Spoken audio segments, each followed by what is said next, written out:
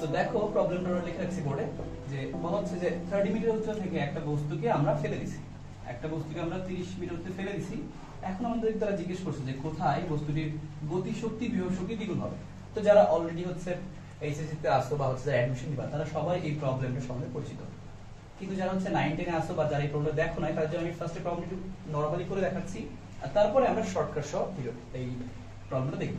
তো ফার্স্টে দেখো আমাদের বলছে কি যে কোথায় গতিশক্তি বিভব শক্তি দ্বিগুণ হবে।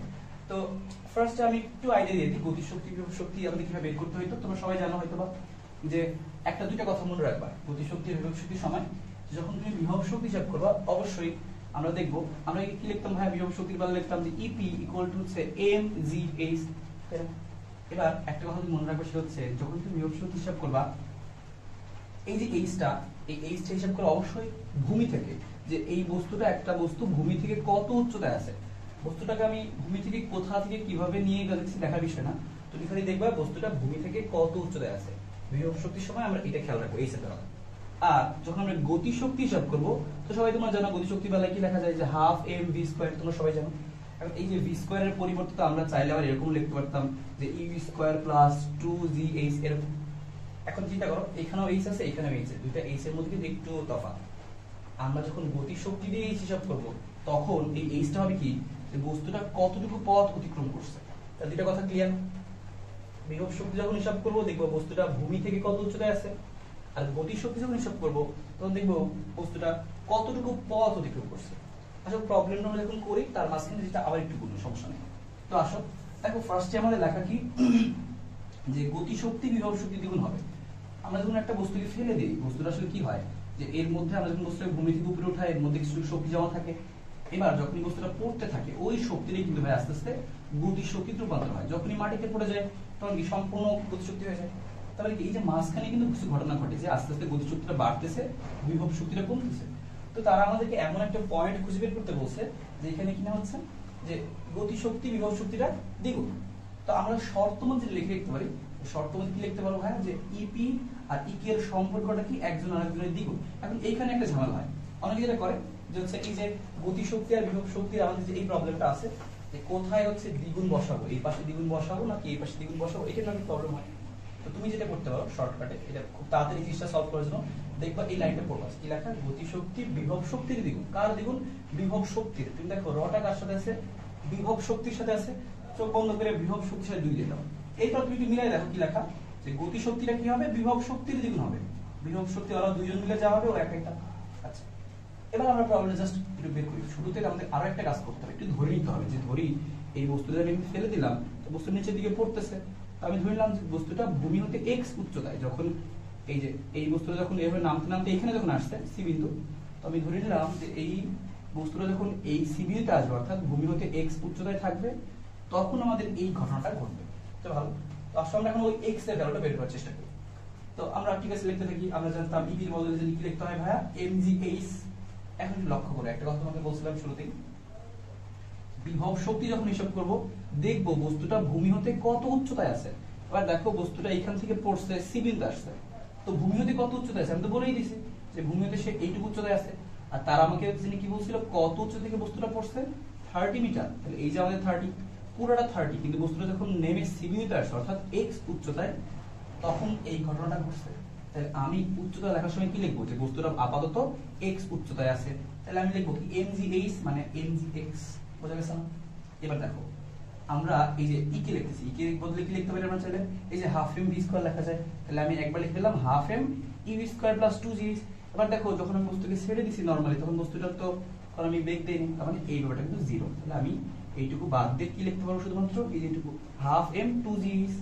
এটা একটু লিখে দাও। তাহলে লিখলাম আমি হাফ এম, আমরা ওই ভি স্কয়ারের পরিবর্তে লিখতেছি 2gh। এবার কি বলছিলাম তোমাকে যখন হচ্ছে আমরা যে হচ্ছে এখান থেকে হচ্ছে এই এইচটা নিব গতি শক্তির বেলায় এইচটা নিব তখন কি হবে বলছিলাম যে বস্তুটা কতটুকু পথ অতিক্রম করছে। বস্তুটা দেখো এইখান থেকে সে নামা শুরু করছে সি বিন্দুতে আসে, মানে সে অতিক্রম করছে এইটুকু পথ। এইটুকু যদি x হয় পুরোটা পুরো 30 হয় তো এইটুকু কত হবে 30 মাইনাস x। এবার দেখো তাহলে আমরা এক কাজ করি এই h এর জায়গায় বসালে কত 2g h এর জায়গায় 2g 30 মাইনাস এই যে x, তো মানে h এর বদলে হবে 30 মাইনাস x। আচ্ছা এবার একটু যদি কাটাকাটি করে দেখো আমাদের অঙ্ক কিন্তু প্রায় শেষ। তাহলে এই দেখো এই পক্ষ থেকে এম কাটা চলে যাচ্ছে, এখান থেকে জি কাটা চলে যাচ্ছে, তাহলে এই যে 2 আর এই 2 কাটা চলে যাচ্ছে, তাহলে আলটিমেটলি দাঁড়ালো কত? এই পাশে হচ্ছে 2x আর এই পাশে কত থাকতেছে দেখো, থাকতেছে আমাদের 30 - x। উদ্দেশ্য কি ছিল ভাইয়া? যে হচ্ছে আমরা বের করতে যাচ্ছি বস্তুটা ভূমি হতে কত উচ্চতায় এরকম দ্বিগুণ সম্পর্ক করতেছে। তা দেখো আমি x বের করতে যাচ্ছি, তো x টা আমি এই পাশে নিয়ে আসলাম, তাহলে হচ্ছে 3x হয়ে গেল আর থাকলো হচ্ছে 30। তাহলে x যদি বের করি 30 কে 3 তে ভাগ করতে হবে ভাই 10। তার মানে আমরা যেটা পাইলাম যে বস্তুটা আসলে যখন ভূমি থেকে 30 মিটার উচ্চতায় থাকবে, সরি ভূমি থেকে যখন 10 মিটার উচ্চতায় থাকবে, এই যে x আমরা 10 বের করলাম, তখন আসলে এই ঘটনাটা ঘটবে যে কোথায় গতিশক্তি বিভক্তি দ্বিগুণ হবে, এই 10 মিটার উচ্চতায় দ্বিগুণ হবে। তো এটা হলো নরমাল প্রবলেম। তো এখন এই প্রবলেমটা বেশ দেখা যায় আমরা মেডিকেল থেকে শুরু অনেক সময় মেডিকেল কোশ্চেন আসে, দুইটা অঙ্ক মেডিকেল আমরা নর্মালি তোমরা জানো হচ্ছে যে ফিজিক্সের এরকম ম্যাথ একটু কম দেয়, কিন্তু তারপরে এখন ছোট ছোট যে ম্যাথগুলো আছে শর্টকাটে করা যায় সেগুলো তো অবশ্যই আসে, তোমরা লক্ষ্য করে দেখবা। আর ঢাকা ভার্সিটি তো এটা খুবই পপুলার একটা প্রবলেম। এবার যারা 9 10 ছিল তারা তো হয়তো বুঝতে পারছে যে প্রবলেম কিভাবে করবো। এবার যারা অ্যাডমিশন দিবা তারা আসলে তো অবশ্যই এত বড় করতে যাবো না, এটার জন্য তোমাদের অবশ্যই 10 সেকেন্ড বা 30 সেকেন্ড টাইম দেওয়া উচিত। তো আমরা এখন এই অঙ্কটা কিভাবে খুব সহজে 10 সেকেন্ড করে ফেলতে পারি আসলে দেখি।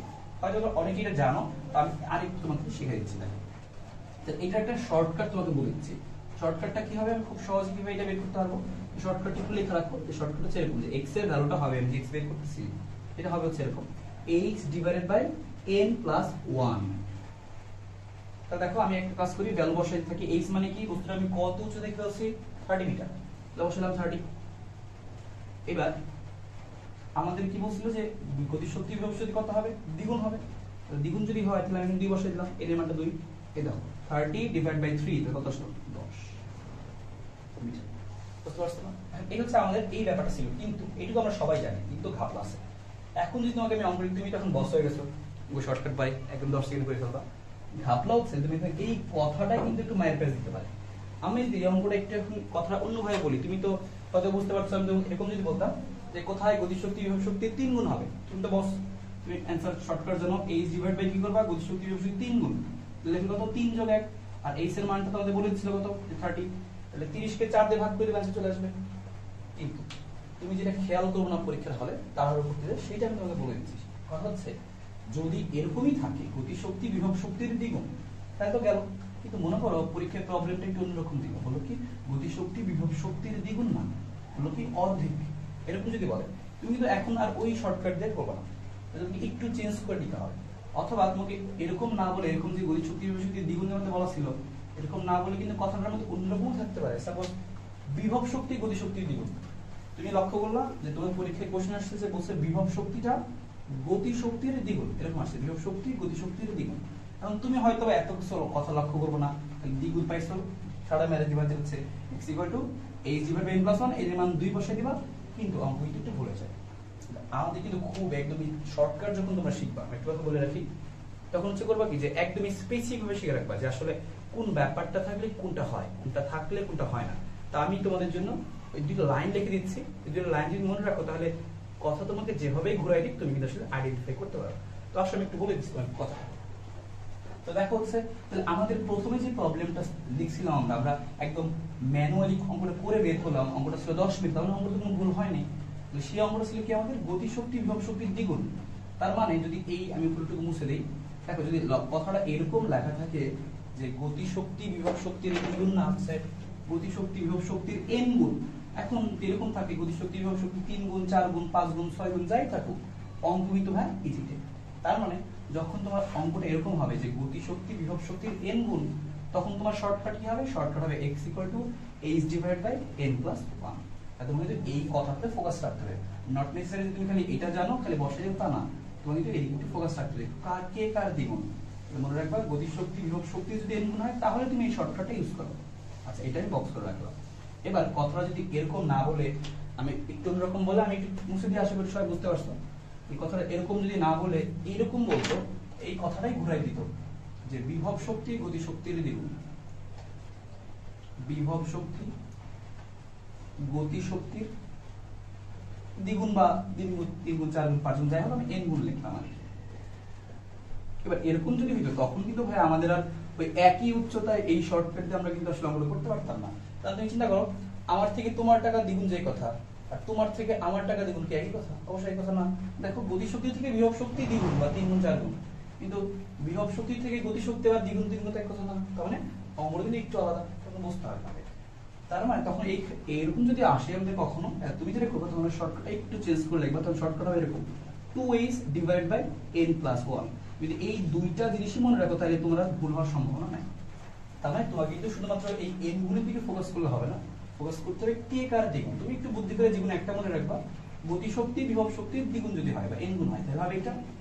আর এরকম চলে আসে যে বিভব শক্তি আগে গতিশক্তির দ্বিগুণ 3 গুণ, তখন হবে এটা।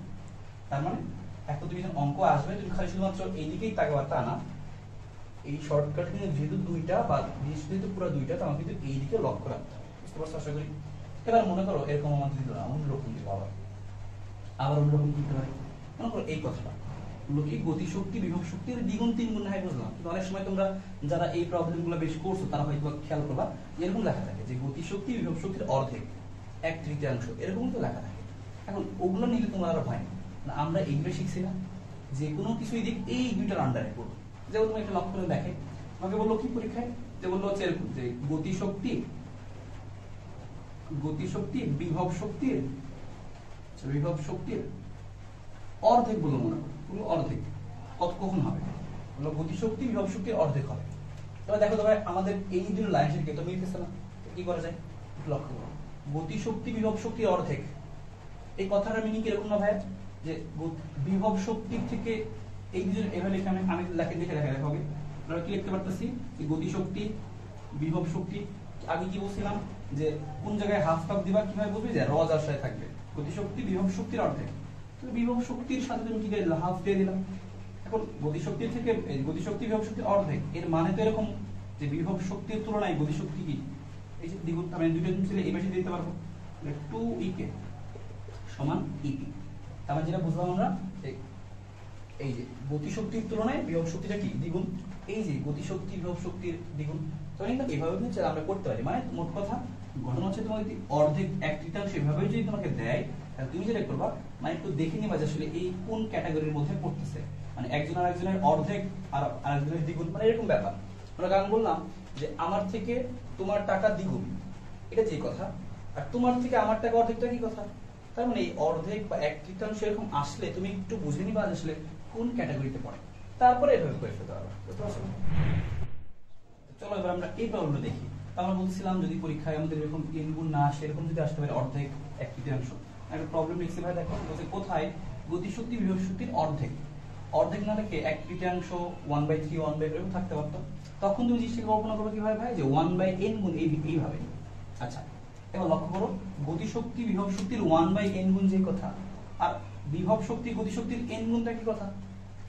এই যে একটু আগে যেটা বললাম আমার কাছে তোমার থেকে ডাবল টাকা, তার মানে আমার থেকে তোমার কাছে অর্ধেক টাকা, কথায় কি লেখা আছে গতিশক্তি বিভব শক্তির 1/n গুণ, অর্থাৎ বিভব শক্তি গতিশক্তির n গুণ। এই যে এই লেটারটা কি লিখছেন ভাই, বিভব শক্তি গতিশক্তির n গুণ।